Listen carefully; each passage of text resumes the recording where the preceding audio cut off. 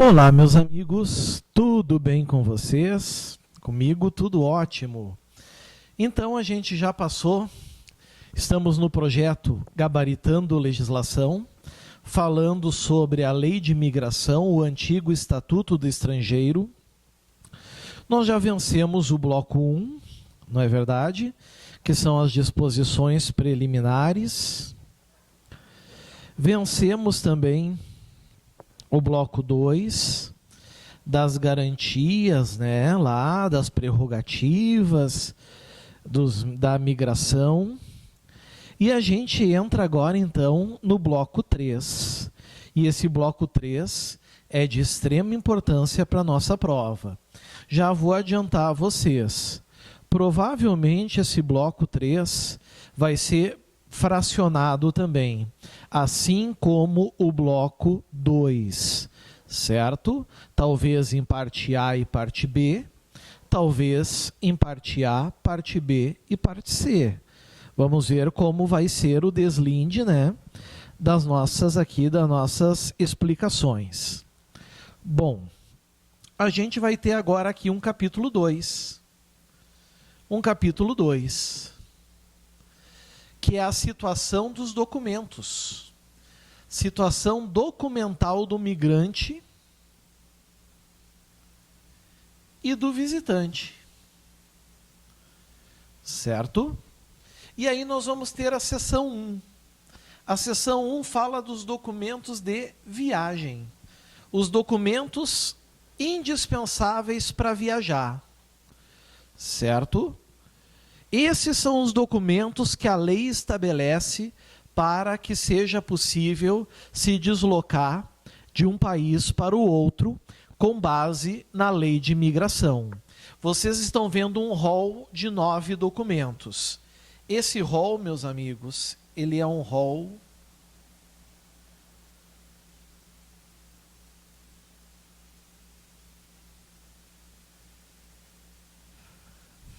taxativo, certo? Um rol taxativo. O que isso quer dizer, meus amigos? Um rol taxativo quer dizer que não existe nenhum outro documento que permita, certo? Que autorize as pessoas a transitarem entre países, a não ser esses documentos que vocês estão vendo aí, certo? O primeiro é o mais tradicional, é aquele que os senhores conhecem bem, que é o passaporte, né? Tanto que o passaporte é um documento que serve, inclusive, como documento de identificação. É possível usá-lo, inclusive, como documento identificador. Assim como um RG, assim como um CPF, assim como uma CNH. O passaporte também tem essa característica, certo? Depois nós temos a laissez-passer, laissez-passer, ou como chamam, né? Porque tem origem francesa. O significado é deixe passar.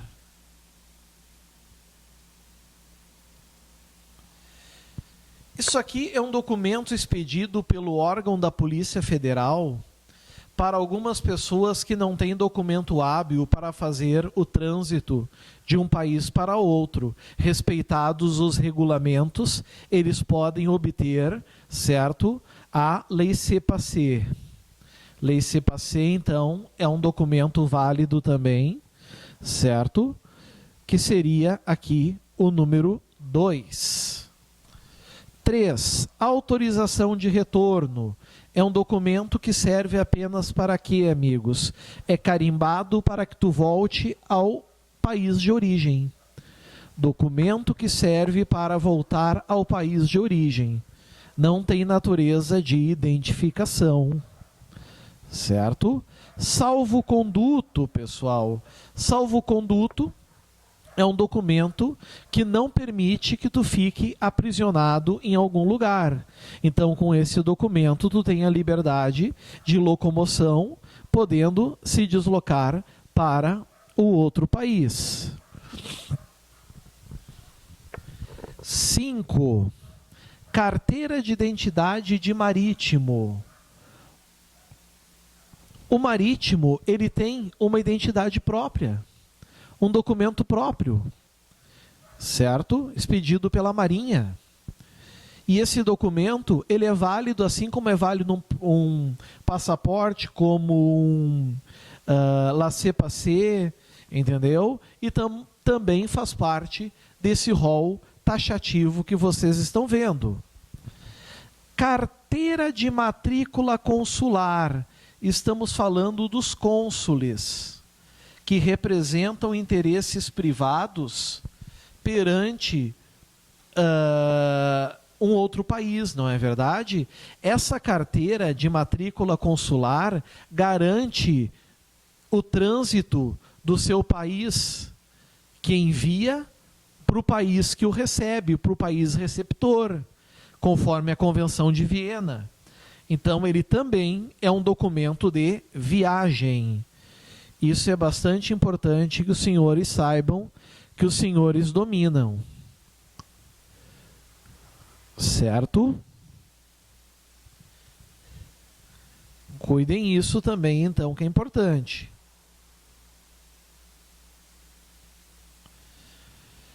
Sete. Documento de identidade civil.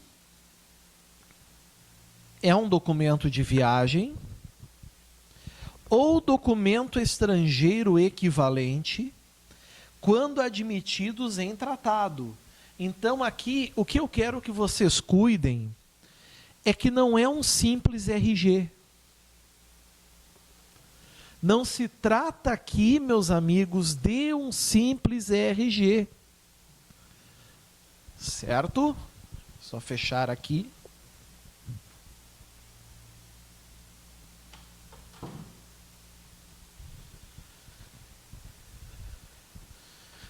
Não se trata de um simples RG. Tem que ser documentos de identidade civil ou estrangeiro equivalente admitidos em tratado.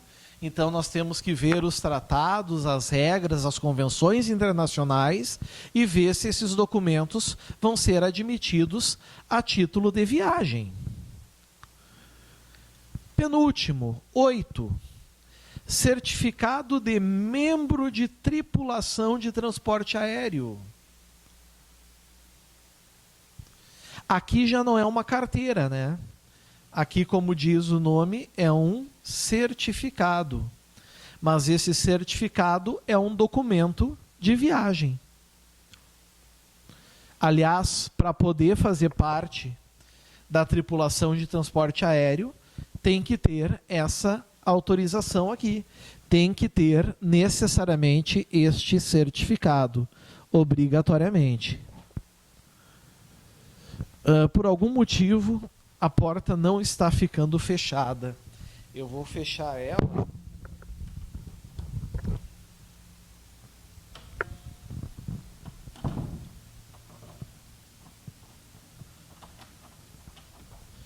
Por esse lado aqui. Certo?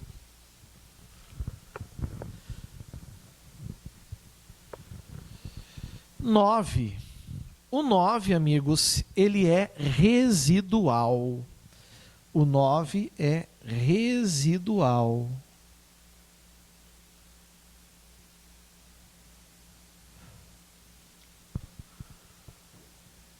Aqui está.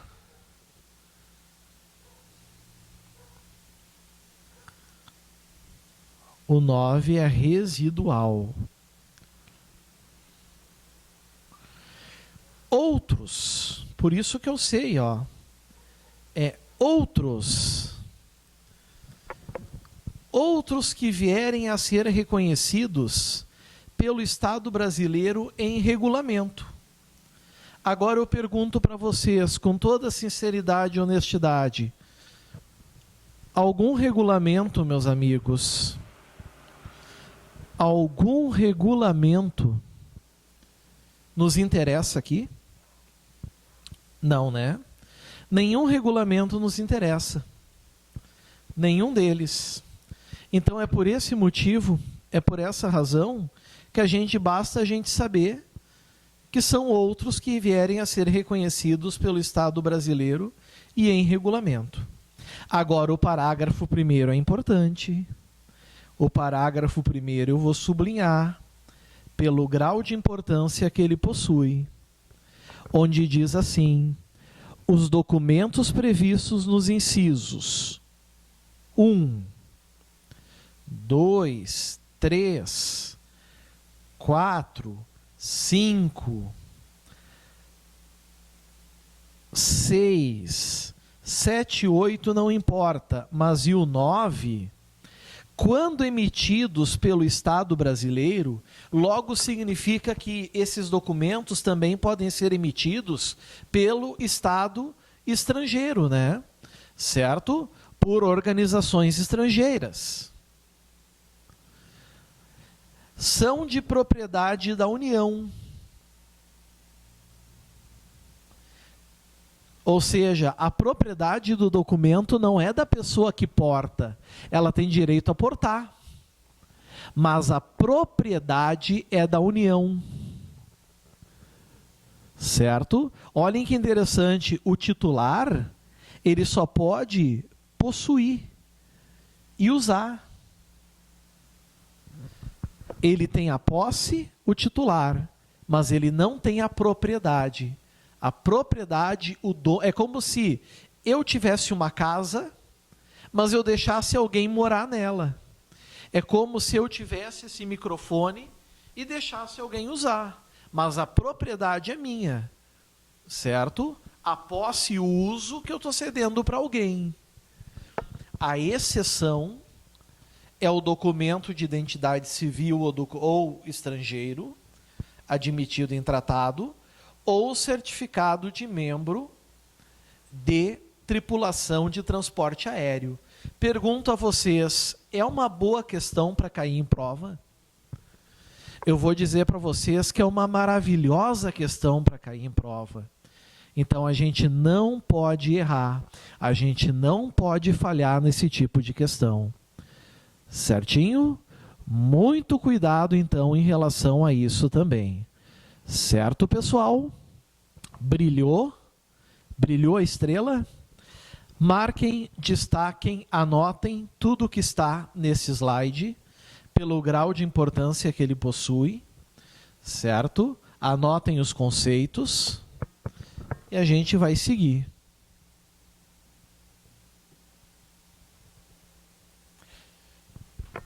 Faltou o parágrafo 2º, né? As condições para a concessão dos documentos de que trata o parágrafo 1º, ou seja, tirando o 7 e o 8, serão previstas em regulamento, que não nos interessa o regulamento, obviamente. Entramos nos vistos. Agora já não são os documentos, agora são os vistos. E eu me atrevo a dizer para vocês que quando a gente fala de vistos, é um dos pontos mais importantes para a nossa prova. Então, muita atenção a partir desse slide. Certo? O artigo 6º caput, ele vai dar o conceito de visto. A lei vai explicar para nós o que é o visto. O visto, primeiro, ele é um documento. Certo? O visto é uma folha? Não. Ele é um certificado? Não. O visto, meus amigos, ele é um documento, conforme os senhores estão vendo ali.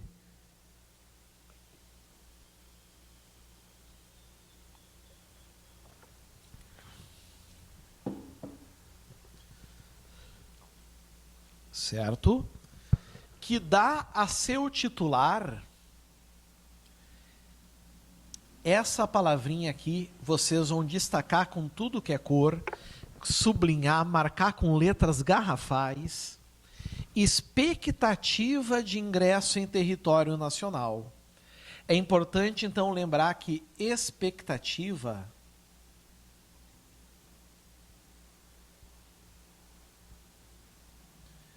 é diferente de garantia. Obter um visto não é sinônimo de ter a garantia de ingressar no território nacional.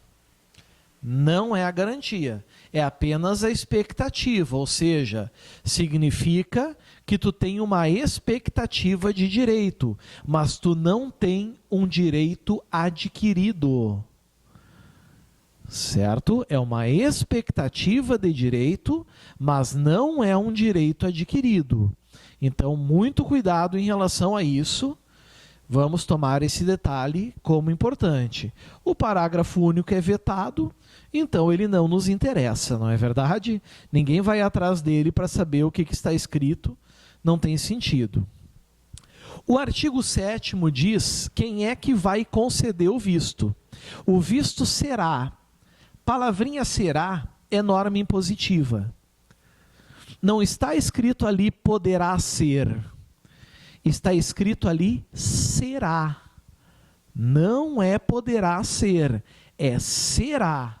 Será concedido por embaixadas. As embaixadas é onde trabalham os diplomatas, não é verdade? Onde os diplomatas trabalham. Consulados gerais, aí é onde trabalham os cônsules, e não nos interessa nesse momento a diferença entre cônsul e diplomata, a não ser se a gente fosse estudar a Convenção de Viena, e não é o caso aqui. Aqui a gente apenas está falando simploriamente da lei de migração, ok? Embaixadas, consulados gerais, os consulados comuns, os vice-consulados e, quando habilitados pelo órgão competente, olha aqui, do Poder Executivo. Na tua prova, pode ser que venha Poder Judiciário. Vai ter gente errando? Claro que vai. Vai estar errado. Na tua prova vai ter poder legislativo? Vai. Vai ter gente errando? Com certeza que vai ter gente errando. O poder é o executivo. Por escritórios comerciais e de representação no Brasil, do Brasil no exterior. Certo? Mas eles têm que estar habilitados pelo órgão competente do Poder Executivo. Certo? Cuidem isso. Cuidem esse detalhe, então. Se bem que o artigo 7º não é difícil, né? Não é difícil. Vocês também vão saber daqui a pouco que existem várias modalidades de visto.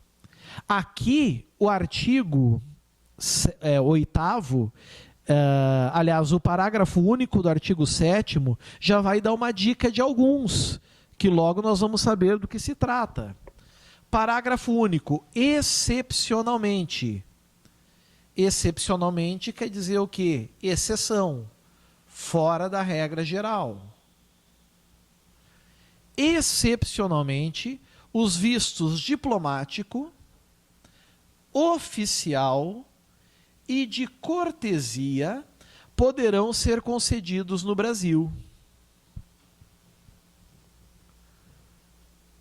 Significa, meus amigos, que os outros vistos geralmente são concedidos aonde? No estrangeiro.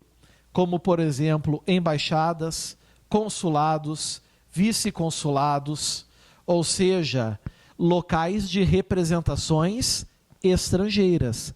Mas esses aqui, diplomático, oficial e de cortesia, podem ser concedidos no Brasil.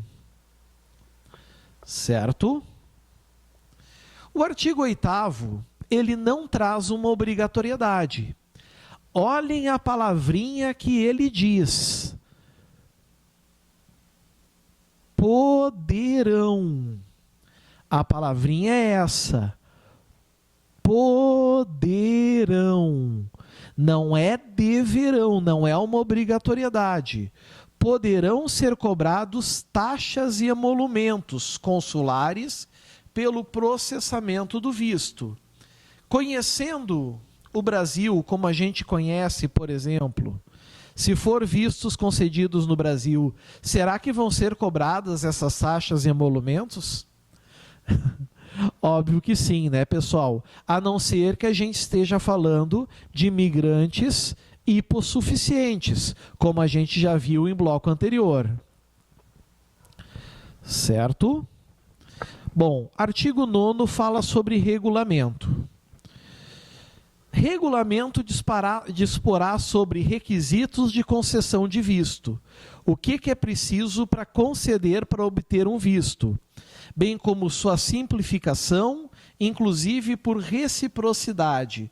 O que é reciprocidade? Eu te ajudo e tu me ajuda. É um acordo internacional que fazem dois estados, duas nações. Através da reciprocidade, um facilita para o outro, um simplifica para o outro. Certo? Prazo de validade do visto e sua forma de contagem, a contar de quando ele vale. Até porque os vistos, amigos, de regra não são permanentes. Os vistos vencem. Então é importante ter isso, né, como base. 3. Prazo máximo. Vai vir em prova mínimo. Vai ter muita gente errando. É prazo máximo, não é prazo mínimo.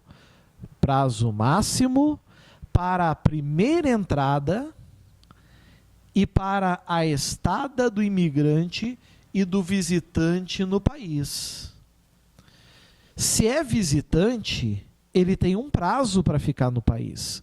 Vocês vão ver isso mais para frente. Então vai ter um prazo máximo, certo? Para que ele entre a primeira vez e para que ele permaneça no Brasil. Os regulamentos estabelecem isso. Certo? Inciso 4. Hipóteses e condições de dispensa recíproca, ou seja, um acordo entre dois, ou unilateral de visto e de taxas e emolumentos consulares por seu processamento. E, por fim, o inciso 5. Solicitação e emissão de visto por meio eletrônico. Como nós estamos em uma lei de 2017, agora nós temos essa regrinha, né? O Estatuto do Estrangeiro anterior não trazia essa regra. Certo? Agora, com a tecnologia, é possível solicitação e emissão de visto por meio eletrônico. Vejam que legal. Certo? Pode cair em prova? Pode. Por isso que eu vou marcar esse inciso 5 aqui, deixando destacado. Parágrafo único. A simplificação e a dispensa recíproca de visto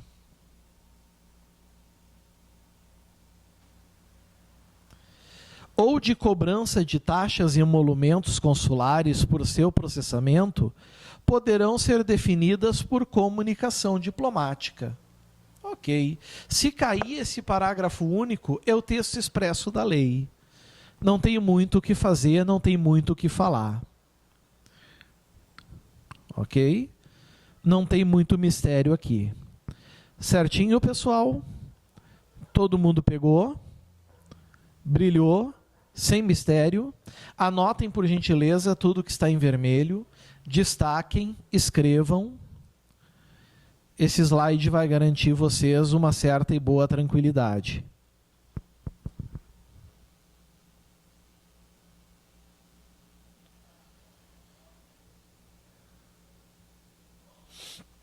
Artigo 10. Opa! O artigo 10, as chances de cair em prova é muito grande. O caput do artigo 10. Artigo 10 diz que não se concederá visto, ou seja, tu quer visto, não vai levar. Ou seja, tu não tem nem a expectativa de entrada. Primeiro, a quem não preencher os requisitos para o tipo de visto pleiteado. Como eu disse, tem vários tipos: visto oficial, visto cortesia, visto de viagem, visto de permanência, vários tipos, certo? Se não preencher os requisitos, não será concedido. 2. A quem comprovavelmente, ou seja, ficar demonstrado através de provas cabais, ocultar, vocês sabem que é esconder, condição impeditiva de concessão de visto de ingresso no país.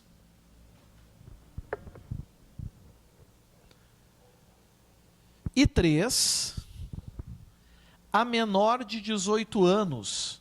Alguém vai dizer, professor, menor de 18 anos não é concedido visto? É concedido visto, mas tem um requisito a mais. E é isso que os senhores têm que cuidar. Tem um requisito a mais. Desacompanhado, ou sem autorização de viagem por escrito dos responsáveis legais ou de autoridade competente. Ou seja, o menor de 18 anos pode ter visto? Pode, desde que tenha autorização de viagem por escrito dos pais, certo? Ou de autoridade competente, para que ele possa viajar. Viram que interessante? Para que ele, enfim, então, possa viajar. Cuidem isso. Artigo 11. Aqui, amigos, existe uma diferença do 10 para o 11. O 10 é absoluto.